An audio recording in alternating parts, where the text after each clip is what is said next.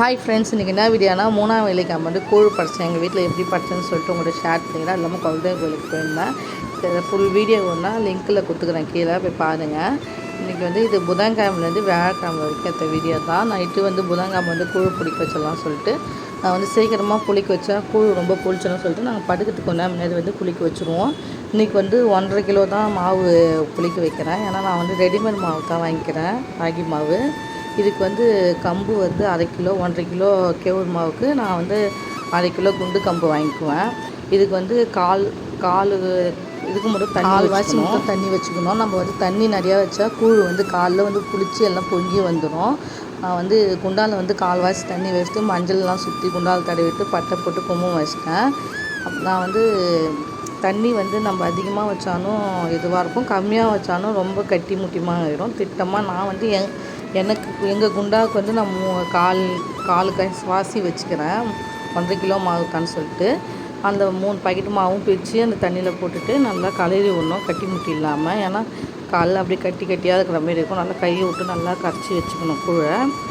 Night மூடி வச்சுட்டு பத்தாச்சு. காலைல வந்து கம்பை வந்து ஊற வச்சுக்கலாம்னு சொல்லிட்டு ஊற வச்சிட்டேன்.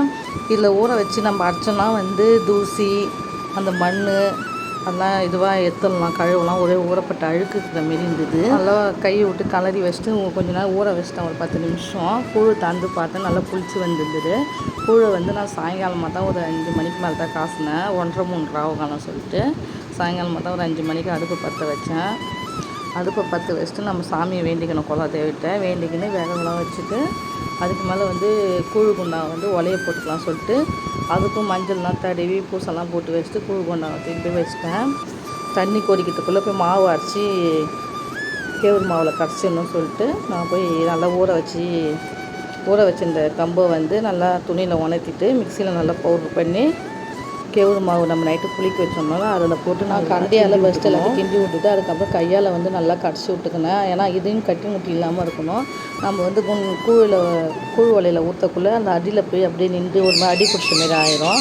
நான் இப்போ நல்லா ஒலை நல்லா கொதிச்சிட்டு இப்போ நம்ம கூழை வந்து கலக்கி வச்சோம்னால அந்த கூழை வந்து நான் ஊற்றிக்கினேன். அதுலேயும் 1-2 கட்டி முட்டியாக ஆன மாரி இருந்தது. அதை வந்து நான் கரண்டியால் நல்லா மசிச்சு வச்சு நல்லா கிண்டி விட்டேன். நல்லா கூழ் வந்து ரொம்ப கை விட்டு கிண்டிக்கினே இருக்கணும். ஏன்னா வந்து கொஞ்சம் நேரம் வச்சிட்டோன்னா நம்மளுக்கு வந்து அடி பிடிச்சிக்கும். என்கிட்ட வந்து துடுப்பு இல்லைன்னா நான் கரண்டியால் கிண்டிட்டேன். சூப்பராக கூழ் ரெடி ஆகிடுது அம்மனுக்கு, எங்கள் குலதெய்வத்துக்கு. அதை எடுத்துன்னு வந்து நடு வீட்டில் வச்சுட்டு நைட்டே